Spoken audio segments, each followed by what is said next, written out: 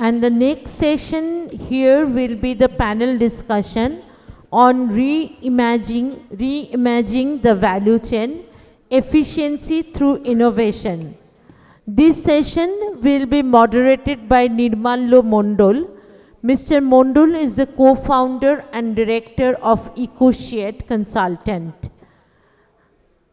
This session will be moderated by Mr. Nirmallo Mondol, co-founder and director EcoShade Consultant, Mr. Paramanand Pandey, CMO Pan Seeds Private Limited, Mr. Shougato Niyogi, CEO Oil Palm Plantation, Godrej Agrovet, Mr. Amit Agarwal, co-founder and group CEO Star Agri, Mr. Poran Povitra Kumar Dash, director Kawasaki Solar Warehousing. I will request all our panelists, distinguished panelists, to come to the dais, please, and I will request the moderator, Mr. Nirmallo Mondol, to kindly come to the dais, please. And I would like to request all my colleagues to kindly request our guests to come inside so that we can start the session.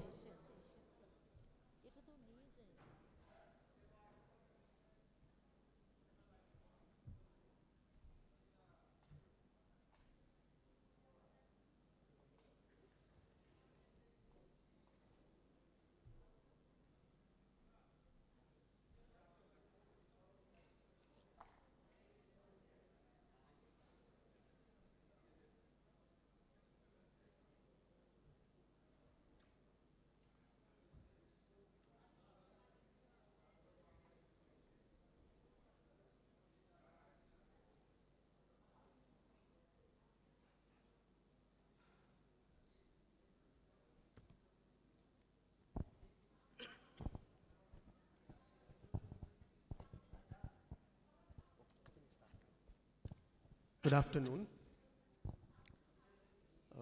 I think it's like nothing better than what a fantastic introduction we had, right, to this session. I think this is very, very appropriate, where our last speakers discussed so many very, very important aspects about agriculture, about the bottlenecks that we face.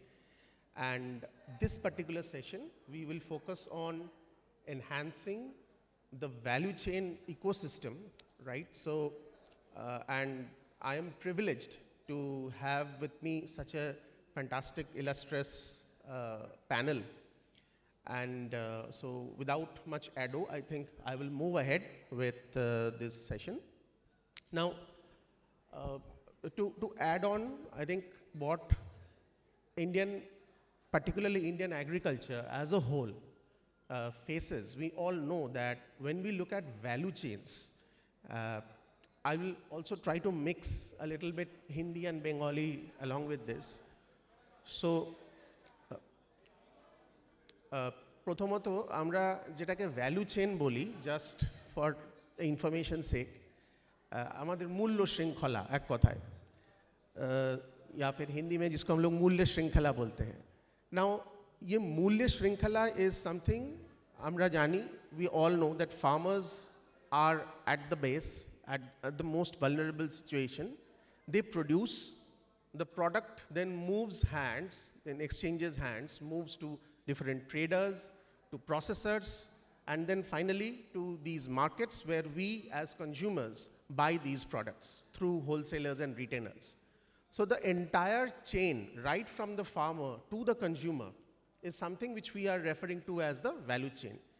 একদম farmer থেকে, চাষির থেকে direct consumer অবধি যে আমাদের যে কোনো প্রোডাক্টের যে যাত্রাপথটা, এই মূল্য শৃঙ্খলাকে আমরা সেভাবে নিয়ে আসছি.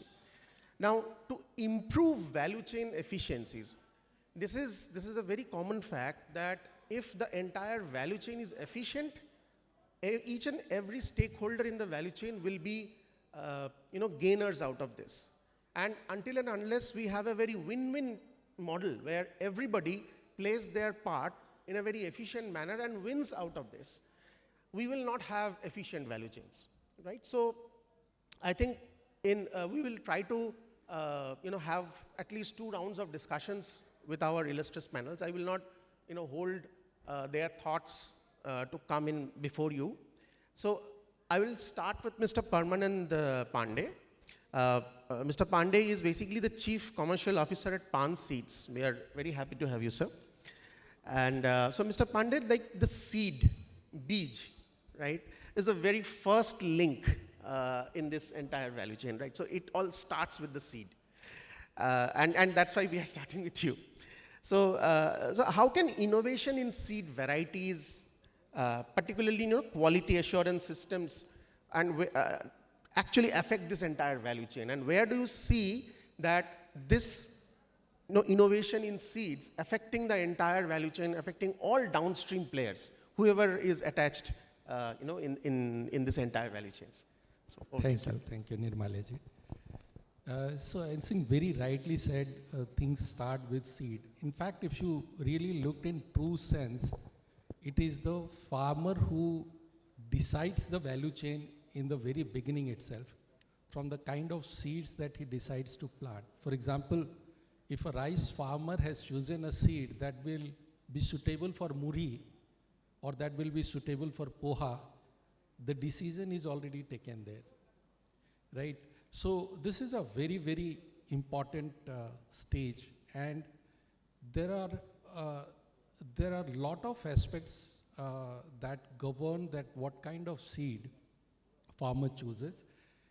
Is kind of one thing impacts the other, and again there is a feedback loop. So basically, we in Pan Seeds, we believe very strongly good seed, good life, which means a good seed impacts beyond the farm. It impacts every stakeholder who is associated with it. And when we talk about how innovation in seeds can impact a value chain, nowadays, I mean, if you see this particular year's example, the El Nino impact, the amount of variability that we saw in the rainfalls across India, you need to have a variety that is able to perform in different fields and withstand this kind of variation in the weather. It is becoming more and more evident, it is becoming more and more drastic. And therefore, the kind of seed that he chooses is directly impacting the value chain. And this is where the innovation lies, to get a climate resilient seed that performs in every kind of land. So not all the farmers are, very advanced farmer. They are not using all different kind of advanced inputs. But if you have a seed that performs more or less equally across various land types, is something that is that sets the very base of the value chain, right? Then again, coming back to one example, when we talked about the increasing cropping intensity in West Bengal. So if the farmer has to take a potato crop in between, he needs a rice which is only 100 days, which matures only in 100 days. So you need to really look at what kind of seed is required in the whole cropping pattern, and that is where you are able to build the success for the farmer, the income of the farmer, and also create a very strong base for a value chain, because we very strongly believe a strong farmer and successful farmer is what he, which is a base for a value chain. Again, another example, it's not only production. That's where I'm bringing out this whole point, that nowadays if you see, there are high yielding varieties of seeds, but during the rainy season, because the panicle is having a very high weight, the whole plant falls, because there are storms during that particular season. So just by making a variety which is high yielding doesn't solve the purpose. In that case, farmer has to invest at least 2.5 rupees per kg more to harvest this crop, and there is a lot of quality damage. So the research then starts to focus on how to increase the strength of the stock, so that even if it is high yielding, it does not fall during the, so these are some kind of innovations. We are working with cutting edge technology, precision phenotype. We have multi-location trials that we do. We have a AI-driven platform to actually select various types of seed, also ensure the quality seeds. One thing that works at the center of whatever we do is that we want to ensure good quality seed. And when I say good quality seed, I think this sounds very simple, but I will talk maybe in the later session if I have more time as to how difficult it is and what are different challenges. Just by making a good seed won't help. Ensuring that it reaches the farmer and it creates the kind of impact it should for the whole value chain is very, very important. And it's a very, very critical task that Pan Seeds and the people on the ground do. Thank you. Wonderful, wonderful points. I think now we will, from the typical aspect of seed, we will also move on to a very important aspect, which is certification, digital traceability, and really understanding this, the quality. We all talked about quality, and none better than, Dr. Ganesh here, sir. So, Dr. Ganesh Ramamurthy is the Chief Quality Officer at Star Agri, which is one of the largest agri-tech agencies in India today, and we're fortunate to having Dr. Ganesh. So, Dr. Ganesh, like when you look at this entire value chain, the entire processes in the value chain, particularly, you in Star Agri has built both physical as well as digital infrastructure. You have worked a lot on that.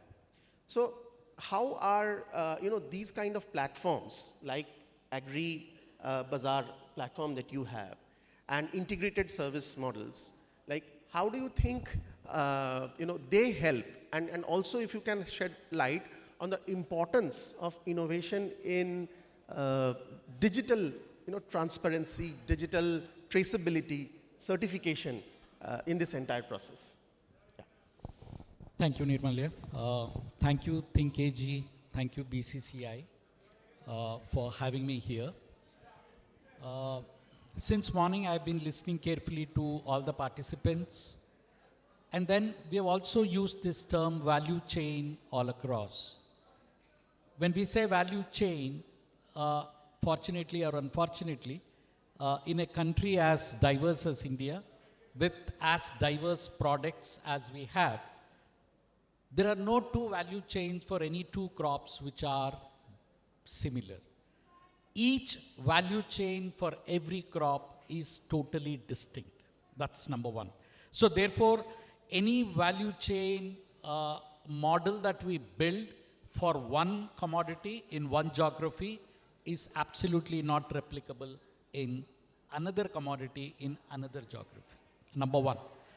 Number two, if we look at large commodities of consumption, rice, wheat, maize, and maybe other bulk commodities. Now, rest of the commodities in this country are grown only in 20% of the districts. That means it exactly follows the 80-20 rule. So if you take one commodity, say chili, if you take one commodity tea, when you take black pepper, if you take a cumin, if you take any commodity other than those just which I mentioned, which are the large staples. If you remove them, it exactly follows the 80-20 rule. And what is that 80-20 rule? 20% of the districts in India are production districts. 80% of the districts in India are consumption districts. Now, therefore, it's very easy to focus on a particular commodity from the point of view of value chain because they are available. Now, I'll give you a simple example of grape. Now, grape is grown only in 2-3 districts in this entire country. Whether you consume in Kolkata or in Guwahati or in New Delhi or in London, the Indian grown grapes, they are all grown only in Nasik, Satara and Sangli. Period. There are no other districts growing grapes. I don't think any grapes are grown in West Bengal. So therefore, the value chain for grapes is so very distinct, so very easy to capture, so very easy to super specialize in that particular value chain. Now, what I'm trying to say is that value chain as something that we want to look at. That is value chain meaning from the seed, what is going to be sown, till the end product that is going to be consumed by all of us. Now, what happens as it gets value added during the chain, number one, and what is the most important item that we need to look for? The most important item for a farmer to get his price is quality. Just now the minister sir also said about Gunavatta or quality. Unless and until we ensure that the perceived qualities that are going to be there for a particular end product, whatever be the product, horti, agri product, if they are there, absolutely they will command price and the value chain will sustain. So the most important part is to have quality. The second important part is to have traceability, because all our agricultural products are not branded. Rice is consumed as rice, right? And potato is bought as potato. So there is no label coming with that.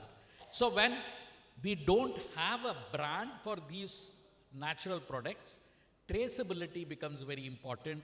And digital traceability, if I know that this is from this particular place, this chai is from Darjeeling, and I know the exact traceability, then I am willing to pay the price for it.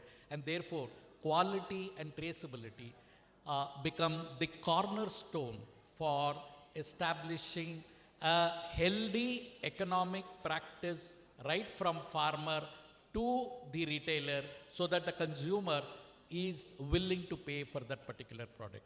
So 2 points, one is quality, the other is traceability. If these two are taken care of, I think there would be sustenance of that particular value chain. Thank you so much. I think very, very pertinent points. And now moving on, I mean, I'm really loving the way that this is building up, where Mr. Permanent talked about the climate resilient parts of seeds, and then also you talked about quality and traceability aspects. Now, they actually are showing us very, very critical areas of innovation. And I think that the main learnings that I'm also getting from this is that. Now, moving on, something which is, I think, very, very important and is a major bottleneck across all value chains, especially in eastern and northeastern areas, is storage and warehousing. So we are fortunate to have, Mr. Paran Pavitra Kumar Das, who is also director at the Kawasaki Solar Warehousing. Now, Mr. Das, if you can also highlight that we were discussing a very important aspect of market-led products, and to maintain quality, how important is this important junction of storage and warehousing, and where does it lead, particularly in terms of as a market in innovation? Where do you see this storage and warehousing coming? Thank you, Nirmalya. Thank you, Bengal Chambers and Think Easy. I'm privileged to be here. Just to highlight that, we are making solar power cold chain infrastructure in the state of West Bengal. I would like to highlight the post-harvest value chain. Now, post-harvest storage is very, very important, and I'm here talking about perishables, mainly vegetables and fruits. Now, what happened in vegetables and fruits, that after harvest, the respiration goes on. They are still living things. And it is very important to reduce the respiration to increase the shelf life. So here, in terms of the storage infrastructure, I would like to highlight in a hub and spoke model. There should be a hub like a central warehouse, which is used for storage of all these perishables in a large quantity and market linkages. But at the same time, I think Honorable Minister made a very important point that kacha kachi. There has to be something near to the farmer or FPO to store. So this hub and spoke model is, the new way to look into this post-harvest value chain. You have a small cold room near the farmer to store his vegetables or fruits immediately after harvest. From the cold room, small cold room, you take the things to the main warehouse. So from the main warehouse, it goes to the markets. So this linkage is very, very important. Now, I would like to highlight the importance of solar, the sun here. See, India is blessed to have abundant sun. In fact, from the days of Rig Veda, we have been worshipping the sun, and sun is very generous here. So India has made big success out of solar water pumps. I think the time has come to make success of these solar cold rooms. By taking the energy from the sun, your raw material is almost free. Although there is a capital cost, the maintenance almost become negligible for the next few years. So we are we are encouraging these solar cold rooms at the farmer's place near the FPO, and then we have a bigger central warehouse which is near the market. For example, in our case, we have one central warehouse in Singur, which is 1 hour from Kolkata. Another one coming in a place called Dabgram, which is again 45 minutes from Siliguri. So near the city so that you can use it for marketing. I just want to highlight the importance of shelf-life here. See, just to give an example of cauliflower. A cauliflower is fresh for only 2 days, 48 hours. Third day, you will see lot of spots. Fourth day, almost you will not buy it. So what is 50 rupees per kg for the first 2 days? It becomes 25 rupees the third day. By fourth or fifth day, it is almost zero. So if you have a cold storage or a cold room infrastructure to increase the shelf life from 2 days to 4 days, there is a lot of value. The farmers can get a bigger window to sell the vegetables or fruits in the nearby market. So I think this cold room infrastructure at the farm level and the central warehousing is very, very important. At central warehousing, I would like to see it as a marketing infrastructure. I think again the Honorable Minister said a very beautiful thing, that IT and beauty. Here in the central warehousing, you have to look into demand forecasting, because market demand is very important, and you have to align the farmers with the market demand. Secondly, beautification. My panel speaker just said that how to do the traceability. What if you can write the name of the farmer in the vegetable and the fruit that is behind? Suppose, a consumer would like to know where his fruits or vegetables are coming from. If possible, see the face of the farmer. In fact, we are doing it from our warehouses. By doing such things, you're increasing the value of the produce. You're making the product more premium. Again, I'm saying that, see, here what happens that in India, the agriculture has become very commodity oriented. Therefore, farmers are still suffering. We have to get into this brand, into export type of production, so that we can target the metros, we can target the export market. I see this is the only way to double the farmer income. We have also done some experimentation with polyhouse and all. So this cold chain is, I think, the need of the hour. Just to give an example, I would like to highlight about avocado. I'm sure most of you would like buy avocados. Most of the avocados come from Tanzania, South America, Peru. I would say 80% of the avocados come from outside India. But you'll be surprised to know that our hill states like Sikkim, Darjeeling, they are full of avocados, but their avocados don't reach the market because the cold chain infrastructure is weak. And we buy avocados at 99 rupees a piece in the store. Our farmers at Darjeeling are selling 30 rupees a kg. So this is the gap, and this is where I think cold chain infrastructure, the value chain post-harvest is very, very, very critical. Great points. I think I'll take just a minute to sum this up for our larger audience here in Bengali, so that everybody can be on the same page. কতগুলো অসাধারণ পয়েন্টে আমাদের আজকের এই আলোচনা হচ্ছে। পরমানন্দ sir বললেন যে বীজ, যেটা আমাদের প্রাথমিক, যেখান থেকে আমাদের পুরো অ্যাগ্রিকালচারের উৎপত্তি, বীজ আজকের দিনে যে শুধু বেশি উৎপাদন হবে সেটা ইম্পর্টেন্ট নয়। আজকে আমাদের যে দুর্যোগ আসে, প্রাকৃতিক দুর্যোগ আসে, সেই সমস্ত প্রাকৃতিক দুর্যোগ এই বীজ সহ্য করে আমাকে প্রোডাকশন দিতে পারবে, এটাও ইকুয়ালি একটা ইম্পর্টেন্ট জিনিস, রাইট? এটা অত্যন্ত জরুরি বিষয় যেখানে আমাদের আজকের দিনের প্রগতি এবং ইনোভেশন দরকার। ডক্টর গণেশ উনি একটা অসাধারণ কথা বললেন যে আমরা যদি আজকে ডিজিটালি কোয়ালিটি মেনটেন করতে পারি, যে কোনো প্রোডাক্টের আমরা যদি তার গুণবত্তা এবং কোয়ালিটি মেনটেন করতে পারি, তাহলে অটোমেটিক্যালি একটা ভ্যালু চেনের এফিসিয়েন্সি অনেক বেশি বাড়ে, right?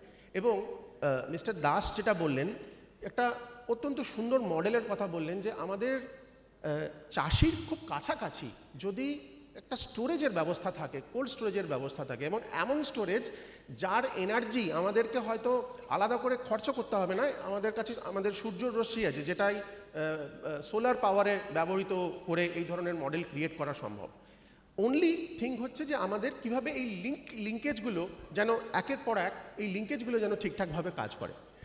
Now coming back, I think we discussed right from seed to marketing to storage, but also we have in between us Mr. Niyogi, who heads the oil palm business of Godrej Agrovet. And I think this is a classic example where all these innovations have come into play, and actually the oil palm business in India displays one of the most efficient value chains that you can learn from, that we can all learn from. Right, so over to you, Mr. Niyogi.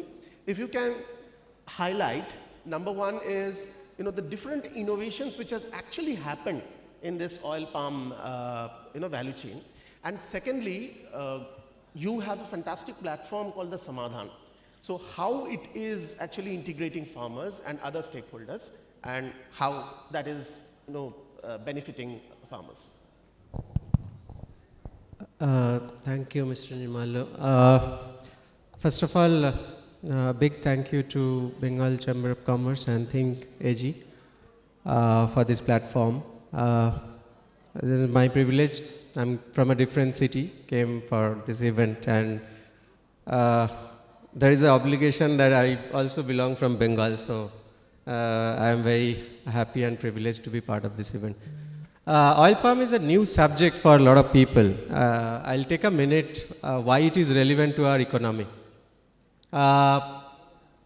For people who don't know, our largest agri commodity import bill is on edible oil, which is about $22 billion as we speak. And it is fourth largest in terms of commodity after crude, petroleum, gold, coal. Coal has overtaken edible oil, and now edible oil. Way back in 1980, we were actually self-sufficient on edible oil. But as the entire demographic dividend population went up, consumption gone up, and our yields terribly gone down. And therefore, we are now 60+% deficit in terms of our edible oil production in the country. And that makes us very vulnerable in terms of food security. So that's how the whole oil scenario in the country, edible oil, comes into picture. Now, oil palm, what it brings is that it's a very highly productive crop, assured market linkages, and the third important thing is very long-term income visibility. And it really transforms farmer income profile over a generation. To just give an example, in Andhra, we have 3 large manufacturing units. Some of our neighboring farmer who started way back in year 2000, probably with a hectare of land, he sponsored his son's education, engineering, then masters in US, and his son is in San Francisco in Google. Just had a meeting last month where we are acquiring some land from him. There are 500 odd examples of this. So this is what it brings to farmer prosperity. But what is important, that how it is happening, and exactly what you said, that it's not a crop from India. It's a crop long back, natural home of Africa, then it has, and Latin America. It has been taken by 2 Southeast Asian countries who have excelled and transformed their economy due to this too. They are also developing nation. One of the large economy of Asia, Indonesia is the largest producer. And one of the leading Asian economy, Malaysia, is the second largest producer. What is in India? Now we are competing with this country in terms of global productivity average. And that's how exactly the core thing which starts from genetics. That oil palm produces 4 ton oil per hectare. The nearest crop in India, which is an oilseed crop, not producing more than 0.5 ton per hectare. So it is 8 times more productive. And what we need is that additional 15 million ton oil, which as per our productivity norm, will require almost 60 million hectare of land. And already we are having 40 million hectare under oilseed. So that's how it is important. What is unique in this is that full integration, company like Agrovet, who had been in this business for almost 32 years, a real excel of this whole drive happened from 2021 when Government of India actually launched that policy, national policy on this for fast tracking a lot of innovation and value chain infrastructure. In that, intermediate target was to take 1 million hectare, which can take us to 3 million ton, which will be 1/3 of our import, even if we do all these things. So we are middle of that drive. And we are an important partner of Government of India for this drive. If I take example that we just inaugurated last month, 26th of July, a fully integrated first of this kind in India, a complex, which starts with R&D, upstream R&D we call it, we start from genetics and entire agronomic. Then it goes to the Samadhan Center, which connects the farmer into the whole system. Then we have a huge nursery where different part of the world, the best genetics are brought in and best quality saplings are given back. There also we have a center of excellence where we showcase how the entire value chain is being translated into the final product. And this is an example of start from seed to table. So seed we bring from abroad because we do not have the capability to produce in India till that. Then the sapling, then we onboard farmer.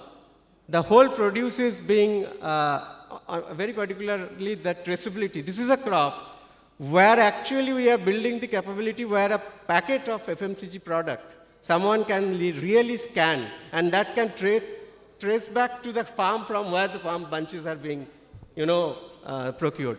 So Samadhan is nothing but basically good use of infrastructure fund of Government of India. What we do is we have now 27 on ground, 50 center by 2027 in. It's basically catering 2,000 hectare of cluster where the core is how to improve farmer productivity. It starts with genetics, then we enter the crop agronomy, where soil health and nutrition management, irrigation management, integrated disease pest management, then harvesting, and basically procurement, and agri-finance. So entire thing what a farmer need under one roof.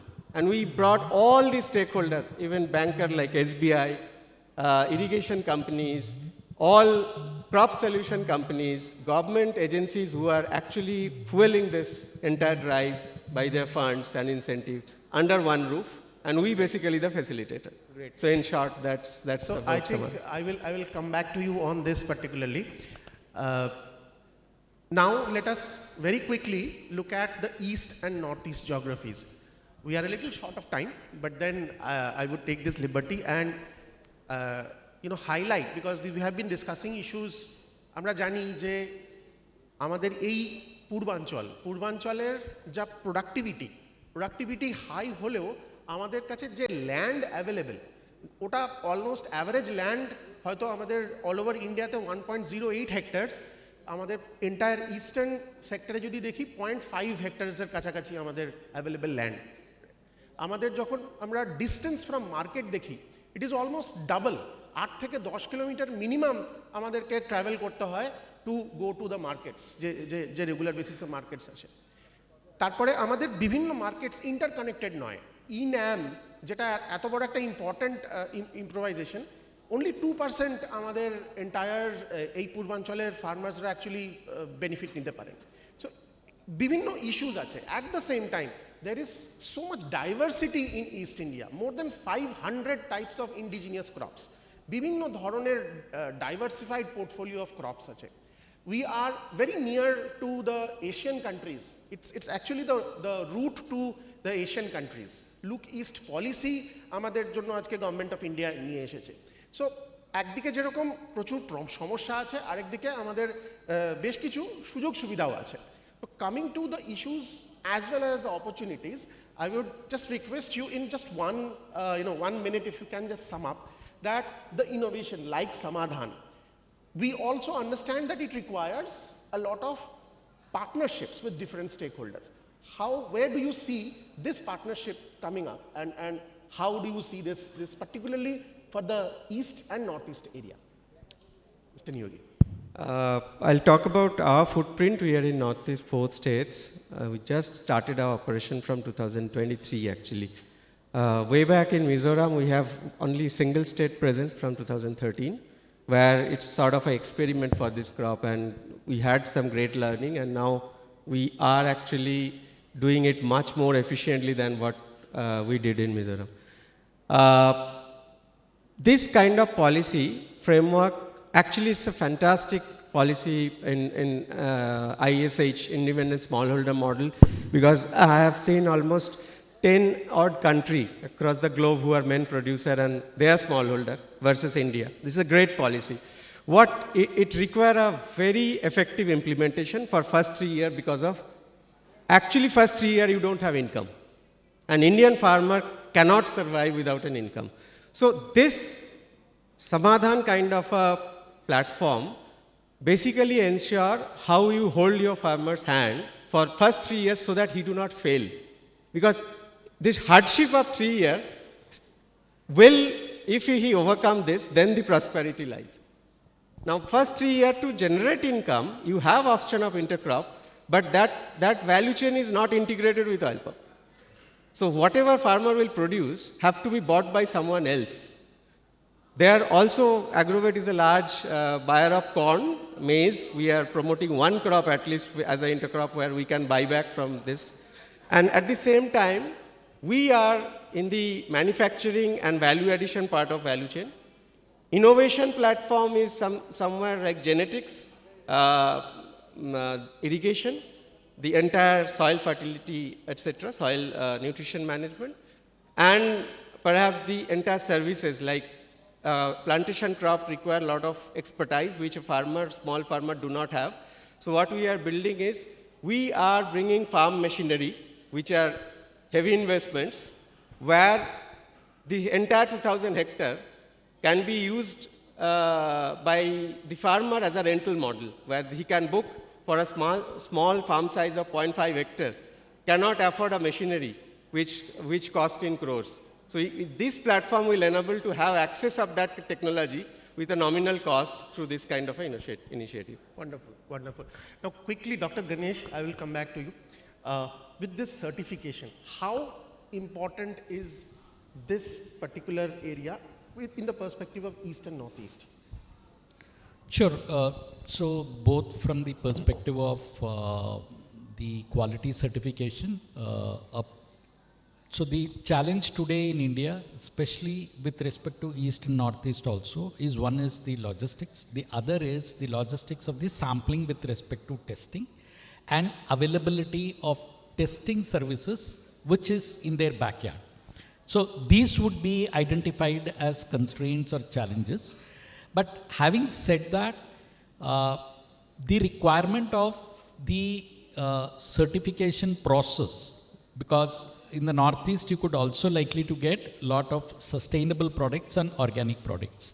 So this minimum 3 years of process certification before the product becomes what is known as the stated organic, whether it is under the PGS scheme or the NPOP scheme. So basically in organic, there are two schemes available in the Government of India. One is a participatory guarantee scheme, which is community based, and the other is the NPOP scheme as per APEDA, which will allow you to export also. And if you want to export, you need to go for NPOP. Now, having said that, we do not have we also have a product certification which is from Food Safety Standards Authority of India, which is known as the Jaivik Bharat. Now, Jaivik Bharat uses the same MRLs that are used for normal products and says that if any product is able to achieve 5% of MRLs, if the MRL is at 100, now if it achieves 5% or less, then you can use Jaivik Bharat, which is a logo that can be used for product certification. Now, these are some of the activities which, if they are propagated in the east and northeast, because largely the product produce will be organic, will be safe harvest, will have naturally less of chemicals in the east and northeast. But unfortunately, these that you can go for PGS, or you can go for FSSAI through Jaivik Bharat, or you can go for NPOP. What are the schemes available? How is the subsidy that can be taken even for getting these things done is something which needs to be propounded by various FPOs and NGOs. Then certification will definitely happen. And one last point about the testing itself. Now, the challenge for testing is that we go by testing. The general problem with testing is that you send a sample to lab A and then to lab B, and you'll find that there are two different results. And therefore, the food business operator, the exporter, the manufacturer is aghast that lab A is giving one result, lab B is giving another result. So what do I do? So, notwithstanding the fact that all these labs are complying with the requirement of an international standard called ISO 17025, they are accredited by National Accreditation Board for Testing and Calibration Laboratories. They are notified by Food Safety and Standards Authority of India. After this, we are talking of, right? I'm not talking of all the labs. I'm talking of only the notified labs. And if you look at the website of FSSAI, you will find the number of labs in the east as compared to west, south and north are very few, right? And the laboratories which are in the government, which are in the private, which are in the multinational corporations. So basically, if you want to look at what is a laboratory ecosystem, there is a single man lab, as I as an entrepreneur, there is organized corporate labs, there are multinational labs and the government labs. And in the east and northeast, predominantly, if you leave Guwahati and go up, the private labs are like non-existent. There are only few government labs. So the turnaround time in government labs is very huge. It takes 2 weeks to 4 weeks to 6 weeks to get your result. So your business cannot wait for that. So lack of this fundamental infrastructure is the largest constraint for east and northeast. If we can work on this, I think the business around east and northeast will definitely flourish. Very, very, very pertinent. And very quickly, Mr. Das, you talked about the example of avocado. Right now, we have seen the Northeast having so much diversity in different kinds of products. Now, in terms of storage and warehousing, do you find that that's a challenge or that's an opportunity? That there are so many different types of products, and also the Honorable Minister also talked about multi-product cold storages. Right? Where do you see the Northeast and Eastern areas coming in? I think it's a very big opportunity because, first of all, we know that Northeast and many parts of East India, very less chemicals are used. It is quite organic. The quality of the product is very good, but it is not reaching the market. So this is a great opportunity. How can we bring these products? I just gave the example of avocado. Another is kiwis from Arunachal Pradesh. Many districts in Arunachal Pradesh, they grow very good quality kiwis, but never reaches the market because the supply chain is weak. So this is a very good opportunity for companies like us and also for entrepreneurs, local FPOs, how to connect. Here I would like to highlight about the solar power again, that Northeast in many parts, the grid is not very stable. Where the grid is not very stable, the solar power works very well. Because today we have backup of solar power for night. We have battery inverter technology, you have some thermal backup technology. So you can use solar power 24/7, which is a very big advantage for Northeast. So many of the past problems, I think we can solve through this supply chain. Excellent. And lastly, I think, Mr. Parmanand, you had mentioned the role of climate resilient seeds earlier. Now, there is also a market demand because you work so heavily on paddy. And there is a market demand of low glycemic index rice. जिस rice से जो चावल खाने से diabetes कम होता है. So these kind of opportunities, where do you see the east and northeast sectors? And particularly the same question which Mr. Das was addressing, there are so many different types of products. Where do you see the seed industry coming in, particularly innovating in different types of seeds that are required? Thank you very much. So, we consider ourselves as a West Bengal company and we take pride in that. This state has helped us keep such excellent product that we have been able to capitalize on it across India. So there is an immense amount of potential and the genetic diversity that we see here in West Bengal and in the eastern part of the country. Especially talking about the nutritional aspect, because we mentioned that right now only the produce, only the quantity is not sufficient. Today, if you look at India, we are number 2 in terms of agriculture production, China being number 1, and we are number 13 in terms of agri exports. So when we look at those kind of opportunity and we really look at how the avenues to grow the farmer income, definitely there is something in terms of value add that need to come in and that need to be part of the genetics of the seed. And this is where this low glycemic index rice is a frontier where we are also exploring. And we are at a very nascent stage, but these are the dimension on which I think for most of the seed companies to look at. Also in wheat, low gluten content wheat, high protein content maize, because maize is a very important ingredient in poultry feed, and high vitamin content maize. So these are certain things which are doable through directed research, R&D, etc. And that will bring in a huge amount of value, not only in terms of building a sustainable value chain, food value chain, but also excellent export opportunity for the produce and the output. So obviously the opportunity is immense, and our roots are here in the eastern part, and we continue to explore it. Thank you. Wonderful. I think I am literally privileged to be part of this discussion today. Thank you so much, all and everybody present here. But we are definitely in safe hands with fantastic innovations coming across each of these very, very important nodes of the value chain. We have discussed quite a lot areas of value chain, and I think it's very, very relevant for Viksit East, which is also most importantly which has been proven right now. So thank you very much. Thank you. Over to you. Thank you so much. Thank you for your valuable time. And now I request our mentor, Sri Jayanta Chakraborty, to kindly hand over our mementos. I'll request the moderator and the distinguished speakers to kindly come in front for a group photograph, and also please come in front, and then it would be easier. Please come forward, sir. Come, yeah.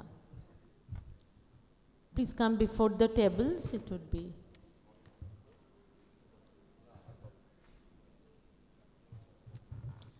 Now I request Mr. Anodip Das. Is Mr. Das here?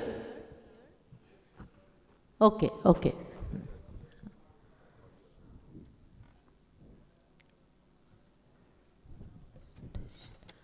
আপনাদের সামনে mister Das একটি presentation দেবেন যাতে করে আপনারা বুঝতে পারবেন যে কিভাবে আপনারা রুরাল ইনোভেশনকে কাজে লাগিয়ে এগ্রি বিজনেসকে ডেভেলপ করতে পারবেন।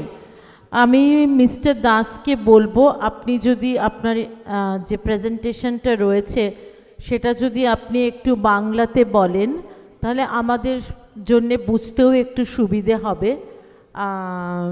তো আমি আপনাদের সবাইকে অনুরোধ করব এটা মন দিয়ে দেখার জন্যে, যেটা আপনাদের সাহায্য করবে বুঝতে যে ইনোভেশনকে কি করে আমরা গ্রাসরুট লেভেলে কাজে লাগিয়ে অনেক এফপিওই যারা এফপিওর কর্ণধারেরা এখানে thank you all our distinguished speakers and the moderator.